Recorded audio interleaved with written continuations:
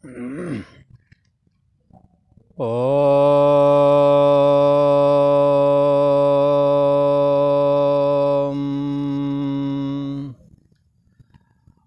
गुरु ब्रह्मा गुरु विष्णु गुरुदेव महेश्वरा गुरु साक्षात् परम ब्रह्म तस्मै श्री गुरुवे नमः।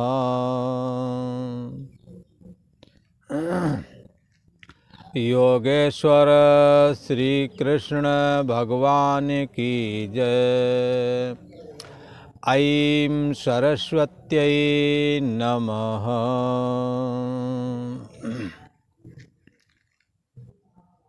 भगवान श्री कृष्ण छठवें अध्याय में अभेद उपासना के लिए कहते हैं कि किस प्रकार से हम परमात्मा से अभेद को निश्चय करें। तो परमात्मा का अभेद इस करके भी संभव है क्योंकि परमात्मा का स्वरूप और हमारा स्वरूप लगभग एक जैसा है। जैसे घड़े में भरा हुआ पानी और समुद्र में भरा हुआ पानी अष्टुओ मात्र से यदि देखें तो दोनों एक ही हैं। ऐसे जीवात्मा कहें परमात्मा कहें, परमात्मा एक समुद्र के जल की तरह है और जीवात्मा घड़े में स्थित जल की तरह है। जैसे घड़े में जल बहुत थोड़ा है पर समुद्र बड़ा व्यापक है और महान जलराशि उसमें भरी पड़ी है। इन दोनों को यदि अभेद निश्चय करना है तो क्या करें? तो किसी ने कहा कि इस घड़े को उठाकर के समुद्र में डाल दो, अभेद हो जाएगा। बोले ठीक ही कहा, पर घड़े को यदि दोबारा निकालना चाहो तो यदि घड़े को उठाओगे तो घड़े का पानी फिर अपने को अलग महसूस करेगा। इसलिए हम क्या करें, कैसी उपासना करें कि ये जीवात्मा परमात्मा से अपने को अभेद निश्चय करे। किसी ने कहा ये अभेद निश्चय करने में क्यों लगे पड़े हो, जैसा है वैसा बना रहने दो, क्यों पीछे पड़े हो? तो बंधुओं इसलिए पीछे पड़े हैं जैसे जितनी भी जल राशि है वो समुद्र की है। घड़े में जो जल स्थित है वो बाष्पीकरण होकर के बादलों में गया और घड़ा रखा था कहीं मैदान में, बरसात हुई पानी भर गया तो ये पानी समुद्र का था। अब इस पानी को लगता है कि मैं इतने ही बीच में हूँ और टूट गया घड़ा तो मैं मर जाऊंगा। ऐसे जीवात्मा रूप एक घड़ा है जिसमें चेतनता रूप जल भरा पड़ा है। ये चेतनता सोने और जागने वाली है और मरण के समय इस शरीर से पलायन करने वाली है, जाने वाली है और जन्म के समय आने वाली है। अब ये स्यापा कैसे जाए?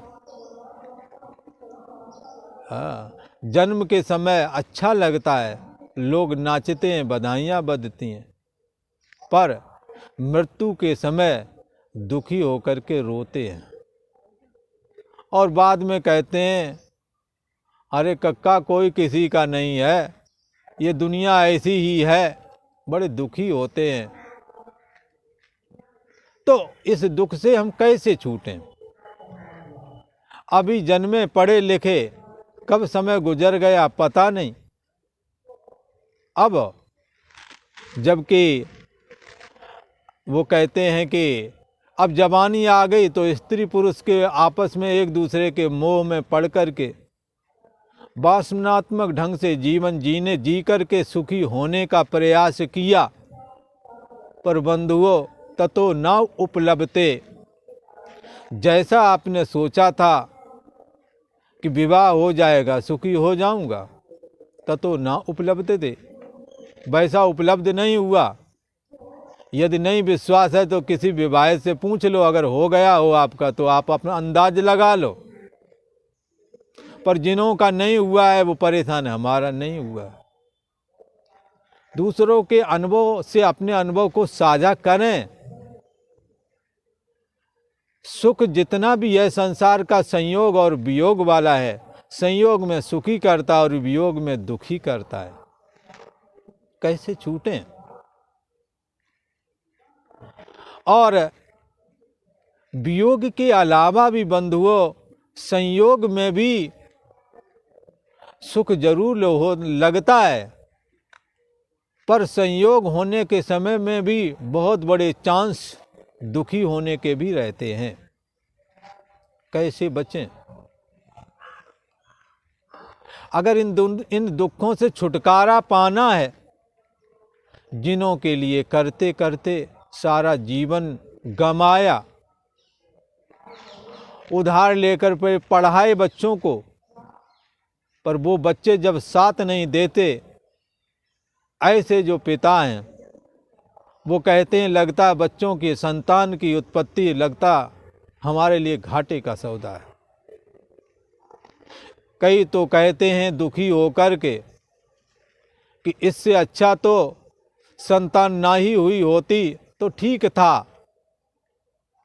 कैसे छूटें इस दुख से?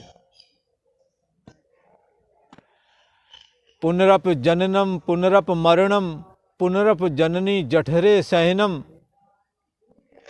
बार बार जन्मना बार बार मरना, नाक में दम हो गई करूं क्या, मरते मरते हार गए। कैसे छूटूं? यदि ऐसा दुख लगता है, उन्हों के लिए श्रीमद् भगवत गीता साक्षात परमात्मा श्री हरि नारायण कृष्ण विग्रह से इस समस्या का समाधान कर रहे हैं। क्या कहते हैं? भगवान श्री कृष्ण कहते हैं, अरे साधको, अरे प्रजाजनों, आप इस संसार से धीरे धीरे उपराम हो जाओ, वरना नहीं होगे। संयोग जो वियोग में तब्दील होने वाला है, इसको यदि नहीं समझोगे तो हम मृत्यु को भेज करके तुम्हारे संयोग को वियोग में तब्दील कर दूंगा। आपके जीवन में ये घटना जरूर होने वाली है। इसलिए भगवान श्री कृष्ण ने कहा, मृत्यु आकर के आपको इस सत्य का प्रैक्टिकल करके दिखाए कि इससे पहले इस रहस्य को समझ लो और हो जा अजर, हो जा अमर।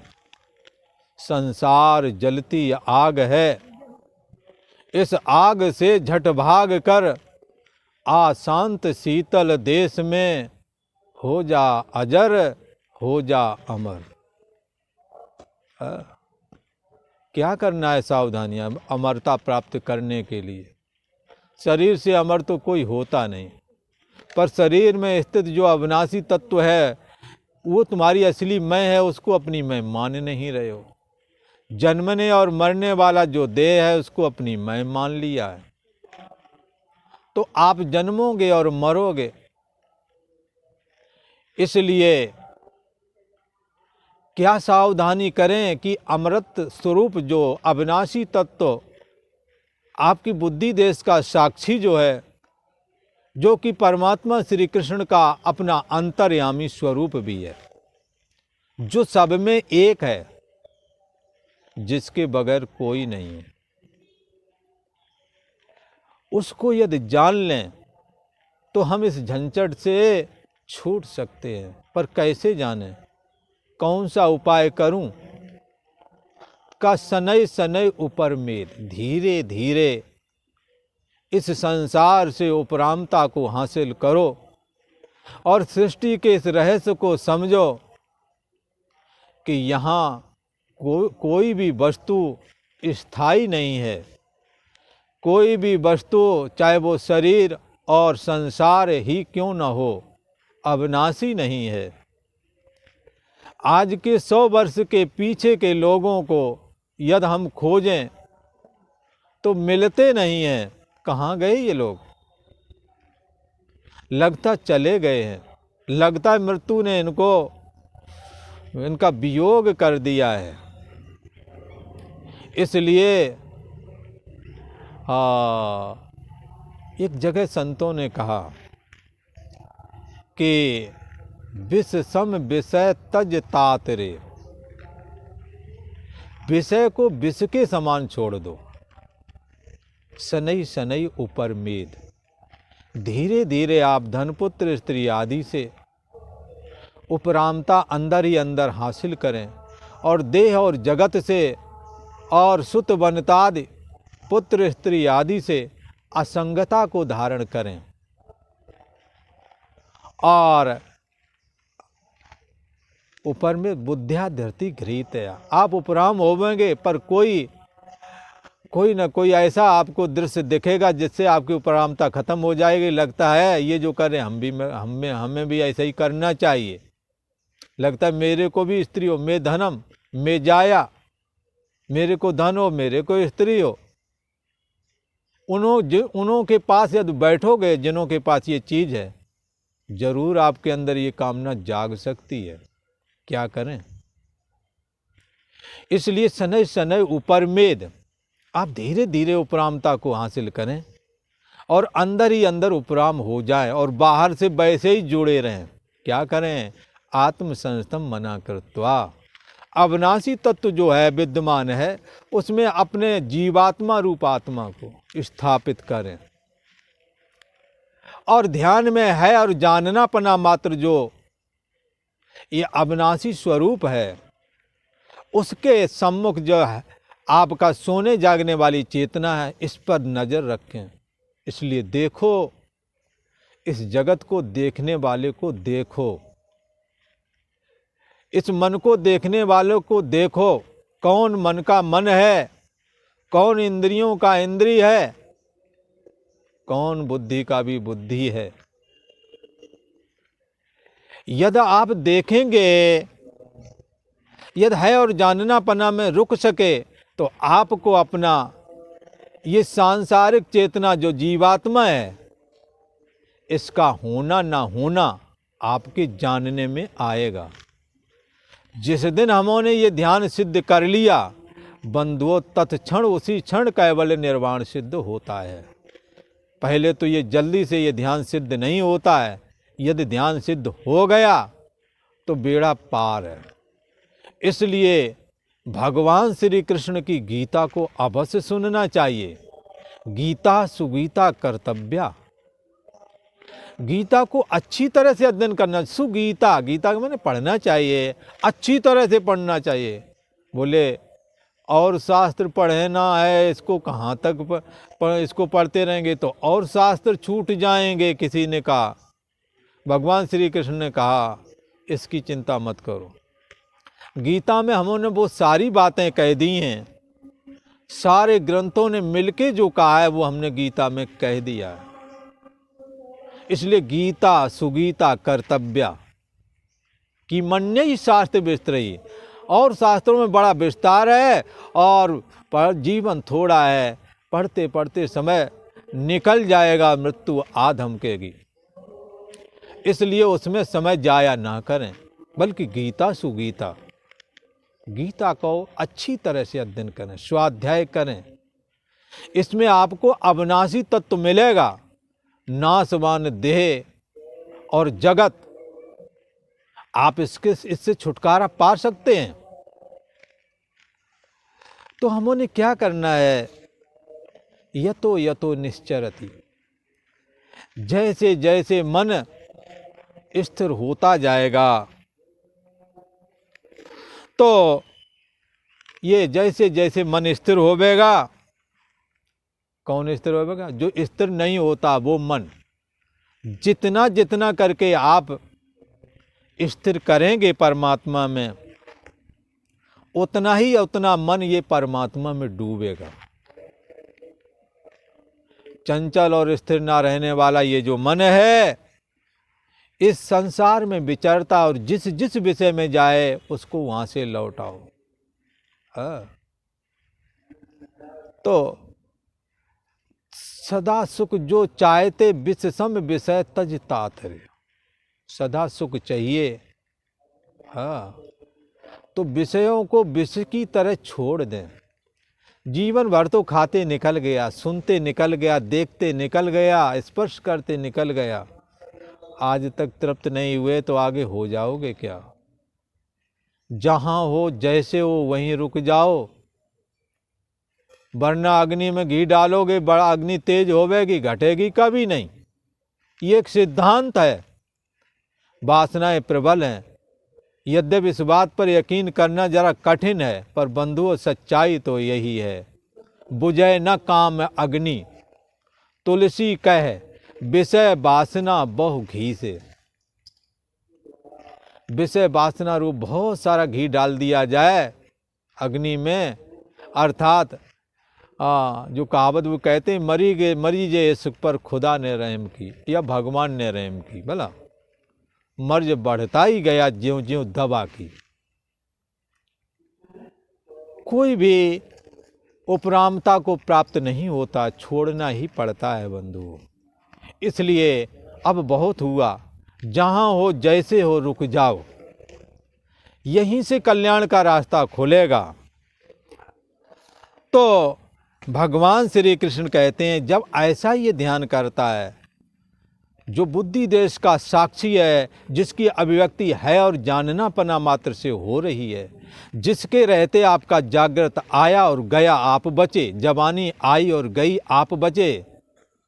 जवानी के आने से आप नहीं आए थे, जवानी के जाने से आप नहीं गए, बचपना के आने से आप आ नहीं गए थे, आप पहले से थे। बचपना चला गया तो कोई हम चले गए। जाने है और जाननापना अभी भी है। वो जानता है मैं बचपन में कैसे था, ये शरीर आज बुढ़ापा है, इसको जान रहे। बुढ़ापा भी जाएगा, मृत्यु को भी आप जानेंगे, यदि इस जाननापना में आपने स्थिरता प्राप्त की तो। इसको कहते हैं साक्षी साधना। बौद्धिस्ट इसे विपासना भी बोलते हैं बंधुओं। इस करके ये साधना बड़ी ही निर्मल है और ये भगवान श्री कृष्ण के द्वारा कही हुई साधना है। यदि ऐसे ही हमने इस प्रकार से यदि संयम किया तो अविनाशी वार्यम आत्मा, जो ये अविनाशी आत्मा है जिसके लिए उपनिषद ने कथन किया है, वो आपके जानने में आवेगा। और कैसे जानने में आएगा? सोहम अस्मि, वो मैं ही हूँ, ऐसा करके जानने में आवेगा। खैर, फिर इसकी क्या स्थिति बनेगी ऐसे साधक की? इसके लिए भगवान श्री कृष्ण आगे कहने वाले हैं। ये गीता का 6वां अध्याय है और 29वां श्लोक है। बड़ा ही सुंदर बात बताई है। ऐसी साधना करने वाले को ये जगत कैसा दिखता है, उसकी दृष्टि अलग है। देखता तो वो जगत को है, पर निश्चय करता है अपना। एक कहावत कहते हैं कि वाह वाह रे जमाने, बूढ़े बड़ों के सामने लड़के उल्टा सीधे काम करते हैं, उन्हें लगता है ये जानते नहीं भला। पर जिस स्तर से आप गुजर रहे हैं वो स्तर वो देख के आए हैं। व्यर्थ में आपने दबाव बना रखा है, इसलिए उन्हें बोलने नहीं देते, मत बोलने दो। पर वो जानते हैं। वाह वाह रे जमाने, कहीं पर नजरें तो कहीं पर निशाने, दिखाते कुछ हो, माँ बाप को करते कुछ हो। जैसे ये व्यवहार जगत में चलता है, परमार्थ में भी ऐसा ही कुछ चलता है। देखेंगे तो जगत को, देह को, पर देह के जानने वाले का निश्चय करेंगे।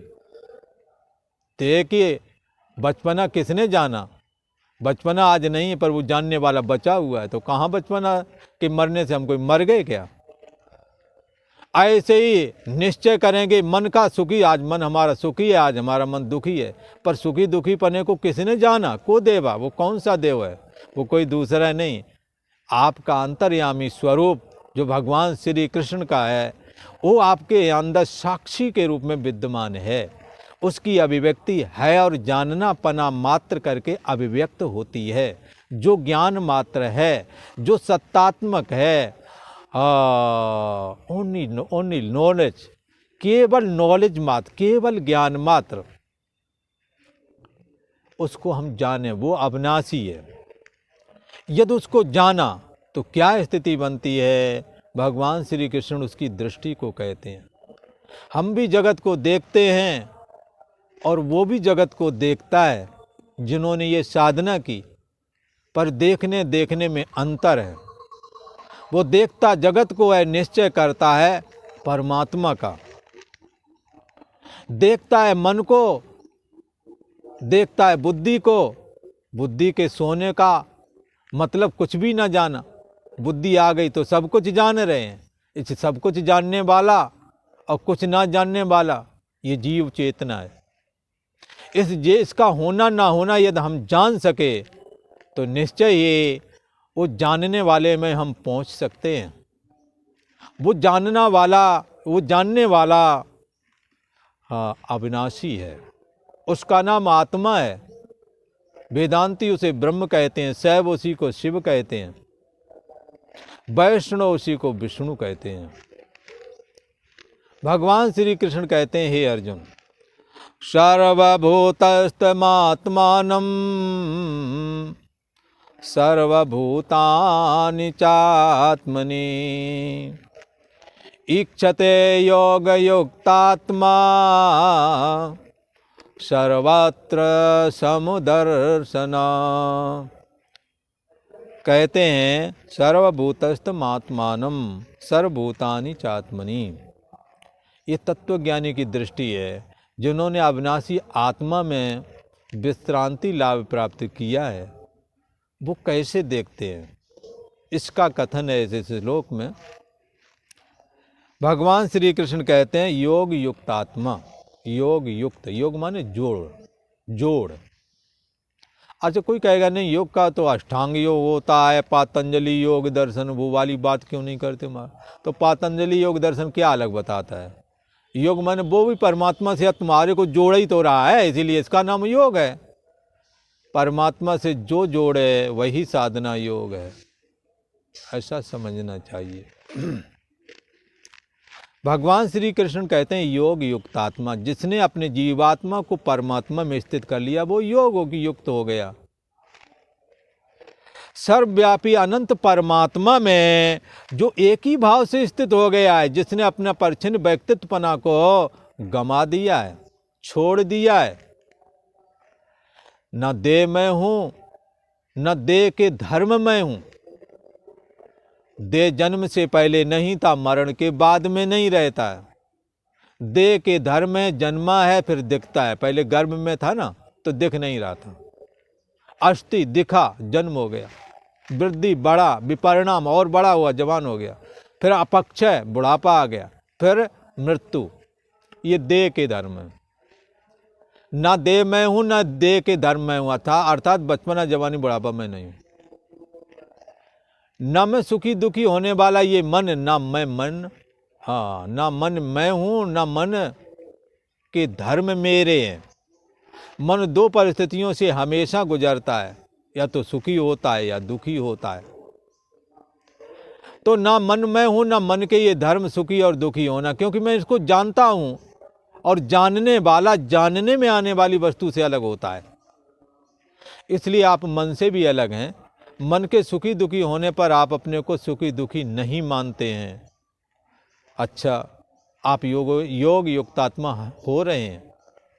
यदि आप बुद्धि का होना मैं हूं लगता है, बुद्धि का ना होना, हाँ, कुछ भी ना जाना, सुसुप्ति रूप दिखता है। खैर, इसको यदि आप जान गए तो अपना होना ना होना जो जानता है, तो इसका मतलब आपका होना ना होना आपके जानने में आया था, आप उससे अलग हुए। यदि ऐसा जान गए आप योग युक्त आत्मा हो रहे हैं। इस साधना को यदि करते हैं तो आगे बढ़ाएं। ये कल्याणकारी है। ये आपके जन्म मृत्यु का जो ये सिलसिला है ये खत्म कर देने वाला है। ये भगवान श्री कृष्ण के अंतर्यामी रूप में आपका लय करने वाला है, आपका कैवल्य निर्वाण इससे सिद्ध होने वाला है। इसलिए बंधुओं, योग युक्त आत्मा, सर्वव्यापी अनंत आत्मा जो आपके बुद्धि देश का साक्षी के रूप में विद्यमान है, कैसा है? अनंत है। उससे एक ही भाव कर लिया, एक हो गए। कैसे एक हो गए? जैसे दर्पण में तुम्हारा प्रतिबिंब दिखता है और दर्पण को यदि हम पलट दें तो फिर प्रतिबिंब कहाँ गया? ग्रीवा ऊपर मुख में चला गया, क्योंकि वही वहां दिख रहा था। ऐसे ही है और जानना पना में यदि आपने होना ना होना जान लिया तो आपकी ये परछिन्न एग्जिस्टेंस, परछिन्न सत्य, ये जो सत्ता है, ये अनंत आत्मा में लीन हो रही है, लीन हो जाएगी। ऐसा जिन्होंने साधना करके परमात्मा से अपने को एक ही भाव कर लिया है, परमात्मा और जीवात्मा एक हो गए। आदि शंकराचार्य जी ने कहा, जीवो ब्रह्मैव ना परा, ये जीव ब्रह्म ही है। करोड़ों ग्रंथों में जो कहा गया है वो मैं एक श्लोक में, आधे श्लोक में कह दे रहा हूं। भगवान शंकराचार्य जी ने कहा, ब्रह्म सत्यम जगत मिथ्या, जीवो ब्रह्मैव ना परा। ब्रह्म सत्य है, ब्रह्म सत्य है, जगत मिथ्या है, और ये जो जीव है वो उस ब्रह्म से अलग नहीं, वही रूप है। इस साधक ने साधना करके अपने जीव भाव को दग्ध करके ब्रह्म रूप बना लिया। आपुन जाए ब्रह्म होए बैठे, साधना की और ब्रह्म हो गए। एक ही भाव से स्थित हो गया है वो। जब एक ही भाव से स्थित हो गया है तो फिर वो दूसरे को क्या देखेगा? वो देखेगा कि ये भी एक है पर अपने को एक जान नहीं पा रहा है। ये अपने को, हाँ, ये भी जुड़ा हुआ है, जैसे मैं जुड़ा हूँ, ये भी जुड़ा हुआ है, पर ये गुरु की युक्ति, शास्त्र का ये रहस्य समझ नहीं पा रहा। शास्त्र का रहस्य गुरु महाराज की युक्ति का सहारा लेकर के और अपना पुरुषार्थ, ये अभेदोपरक उपासना करे, वो भी जुड़ जाएगा। सबकी गठरी लाल है, कोई नहीं कंगाल, गांठ खोल देखत नहीं, याबिद भय बेहाल। वो ऐसा देखता है। भगवान श्री कृष्ण कहते हैं एक ही भाव से वो स्थित हो गया है, और जिसके अंदर जैसा भाव होता है वैसे ही उसे दुनिया दिखती है। किसी ने कहा ये कैसी कही महाराज, ऐसे कैसे दिखेगा? दुनिया सबको एक जैसी दिखती है। अरे नहीं भाई, दुनिया अलग अलग दिखती है। बोले कैसे? चोर छिनार और लंपट ज्ञानी, जस आपन तस दूसर जानी। चोर है ना, उसे लगता है कोई मेहनत करके किसी तरह मकान दुकान गाड़ी घोड़ा ले ली तो लगता है इसने भी चोरी की होगी, उसे चोर ही दिखता है जो घूसखोरी करता रहा। जो स्त्री पुरुष चरित्रहीनता की ओर बढ़ गए और इतने बढ़ गए कि अब उन्हें चरित्रहीनता में पाप नहीं दिखता, ऐसे लोग जब दूसरों को देखते हैं तो उन्हें लगता है ये भी ऐसे ही होवेंगे। ज्ञानवान भी अपनी तरह ही देखता है दूसरों को। ज्ञानवान में ऐसा है कि सबकी गठरी लाल है, सभी परमात्मा से जुड़े हुए हैं, पर गांठ खोल देखत नहीं, अपनी गांठ खोलना नहीं चाहते। याबिद भय बेहाल, इसलिए दुखी हैं। परमात्मा से जुड़ा एक ही भाव को प्राप्त हुआ ये साधक सर्वत्र समदर्शना, हर जगह सम देखता है। क्या देखता है? जो परमात्मा समरूप में हमारे अंदर स्थित है वो तुम्हारे में भी है, सब में स्थित है। जिस दिन इस रहस्य को ये जानेंगे, ये भी वही मैं उसी अनुभव को प्राप्त करेंगे। इसने जाना तो इसको भी वही अनुभव प्राप्त हुआ है। अनंत परमात्मा से एक ही भाव को प्राप्त हुआ, सब में सम रूप से स्थित। जैसे हमारे में है और जानना पना रूप से परमात्मा विद्यमान है, आपके में भी विद्यमान है। सबको सत्ता देना सम रूप से ये परमात्मा का काम है। वो सब में एक ही जैसा है, देखता है, इसमें भी वही वाला है। जो हमारे के शरीर को और मेरी मैं को सत्ता दे रहा है।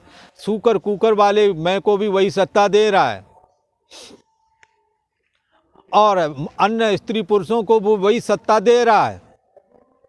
इसमें वो भेद नहीं करता, जैसे सूरज रोशनी में किसी के साथ भेद नहीं करता, प्रकाश सबके लिए एक जैसा देता है।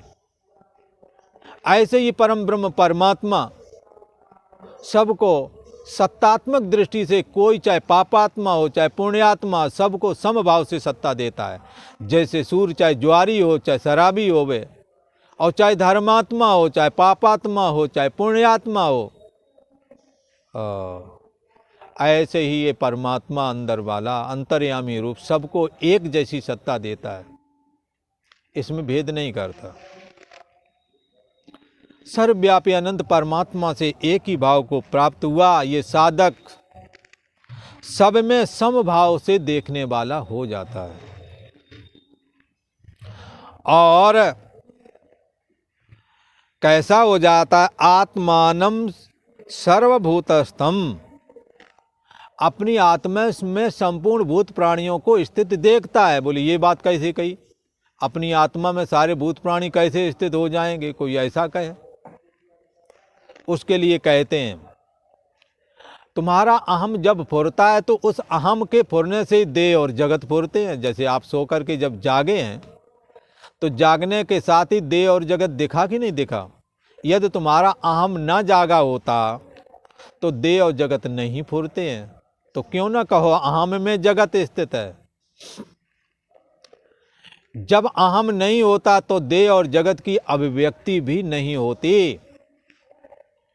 इसलिए जब मैं था तब हरि नहीं, हरि हैं अब मैं ना है। जब अहम होता है तब तक परमात्मा का ज्ञान नहीं होता, तब तक देह और जगत का ही ज्ञान होता है। और जब अहम गया तो देह और जगत अपने आप गया। जैसे आप सो गए तो देह और जगत की सुध बुध खो गई, और जाग जाओगे जब अहम जागा तो देह और जगत खड़ा। इस योगी की क्या स्थिति है? इससे ये देखता है कि मेरी वो अहम जो है, देह जो जगत का आश्रय है, उस अहम को आश्रय दे रहा है तुम्हारा अपना आत्मा। आपका जो अंतर्यामी स्वरूप है, जो है और जाननापना है, जिसके रहते तुम्हारा अहम फुरता, जिसके रहते लीन होता है, तो जिसमें सारा जगत स्थित है, वो अहम भी आपके अंदर स्थित है। आपकी सत्ता से ही फुरता है। आपकी सत्ता के रहते, है और जाननापना के रहते ही लीन होता है और जाननापना के रहते ही सुबह जागता है। को देव? वो कौन सा देव है? वो कोई दूसरा देव नहीं, वो आप ही देव हैं। सो प्रभ और नहीं, सो प्रभ तू है। वो परमात्मा तू ही है, पर देह से मैं बुद्धि नहीं हटाते, गांठ नहीं खोलना चाहते, वासनाओं से पीछा नहीं छुड़ाना चाहते। संयोग वियोग में तब्दील होने वाला है, पर आपका दिल नहीं करता। सोचो, जितने भी आपके संयोग हुए, आपके जन्म से पहले कोई नहीं था। ये संयोग वियोग में होने वाले हैं तब्दील। नहीं मानोगे तो मृत्यु आपको करके दिखाएगी, ये प्रैक्टिकल कराएगी। और कोई चीज़ दुनिया में देख सको ना देख सको, पर बंधुओं, मृत्यु के द्वारा होने वाले वियोग को, देह का वियोग आपको अवश्य देखना होगा, बांधवों का वियोग देखना होगा। ऐसा संसार में कोई नहीं जो जन्मा हो और जिसके शरीर का वियोग ना हुआ हो। राजा मानदाता, हर्षचंद्र जैसे लोग चले गए, बड़े बड़े कार्य करने वाले इस दुनिया से चले गए। आप तैयारी क्यों नहीं कर रहे? तैयारी करो। केवल तैयारी नहीं, इस रहस्य को जानो और तैयार हो जाओ। इसलिए अगर ऐसा कर सके तो जैसे परीक्षित को तक्षक ने डस लिया तो भी मार न सका, उनका शरीर छूटा, शरीर छूटने से पहले ही वो देह से निकल गए थे। अहम ब्रह्म परम धाम ब्रह्माहम परमम पदम, मेरा अहम है जो वो ब्रह्म ही है। अहम का होना ना होना ब्रह्म से होना ना होना हो रहा है। होना ना होना की जानकारी ब्रह्म के द्वारा हो रही है। वो कहते हैं अहम ब्रह्म। भगवान सुखदेव जी महाराज ने परीक्षित को यही लास्ट उपदेश दिया है, जो प्राय करके भागवत कार्य से कम ही बताते हैं। पर सच्चाई है ये अहम ब्रह्म। उन्होंने कहा ये पशु बुद्धि छोड़ दो, मैं देह हूं, पर देह और मन बुद्धि का जो आशय प्रकाशक है वो ब्रह्म है। तुम्हारा अहम का कोई वजूद नहीं, ब्रह्म का ही वजूद है, इसलिए तुम्हारा मैं जो है इसलिए ब्रह्म ही है। अहम ब्रह्म, ब्रह्माहम, जो ब्रह्म है वही तुम्हारी मैं है, जो मैं है वही ब्रह्म है। ऐसा धारण करो। धारण किया तक्षक आया, शरीर को ही डसा, वो तब तक ब्रह्म आपुन जाए ब्रह्म हो बैठे। वो जाकर तब तक ब्रह्म हो चुके थे, परमात्मा में लीन हो चुके थे। इसलिए अपनी आत्मा को संपूर्ण भूत प्राणियों में वो देखता है, क्योंकि तुम्हारे अहम में देह और जगत स्थित है, उस अहम का भी आश्रय तुम्हारी आत्मा है। और क्या देखता है? ये वो देखता है जिसने ये साधना की है, जिसने इस रहस्य को जाना है। परम ब्रह्म परमात्मा से एक ही भाव को प्राप्त हुआ, सब में समभाव से देखने वाला योगी अपनी आत्मा में संपूर्ण भूत प्राणियों को स्थित देखता है। और एक और बात है, संपूर्ण जो भूत प्राणी हैं उसमें अपनी वही वाली आत्मा भी देखता है, सब में, सबको अपने में और अपने को सब में। ये उसका अनुभव है सांख्य योगी का। ये भगवान श्री कृष्ण की गीता है, जो वेद का निचोड़ है, जो उपनिषद का सार है, जिसके सुनने से, जिसके स्वाध्याय करने से अन्योन्यम तद प्रबोधनम, दूसरों के साथ अपना अनुभव साझा करना, एक दूसरे के प्रति चर्चा करना। जब ऐसा साधक गीता का सुगीता अच्छी तरह से स्वाध्याय और चिंतन करता है तो ये घटना घटित होती है कि इतना बड़ा जगत कहाँ स्थित है? तुम्हारी मैं में है, और आपकी मैं है और जानना पना मात्र जो साक्षी आत्मा उसमें स्थित है। तो संपूर्ण भूत प्राणी देखता है कि मेरे में स्थित है और सारे भूत प्राणियों में मैं स्थित हूँ, अर्थात आत्मा अंतर्यामी भगवान श्री कृष्ण का जो रूप है, जिसे ब्रह्म कहते हैं, शैव जिसे शिव कहते हैं, शक्ति वाले जिसे शाक्त कहते हैं, गणेश वाले जिसको गणपत्य कहते हैं, सूर वाले जिसे सौर बोलते हैं, वैष्णव जिसको विष्णु बोलते हैं, सब विष्णु पदम, यही विष्णु का पद है, जिसमें भगवान विष्णु अपनी मैं रखते हैं। देह में अपनी मैं भगवान श्री कृष्ण ने 125 साल के लिए रखी, इसके बाद में वो इसी में अंतर्यामी स्वरूप में पुनः स्थित हो गए।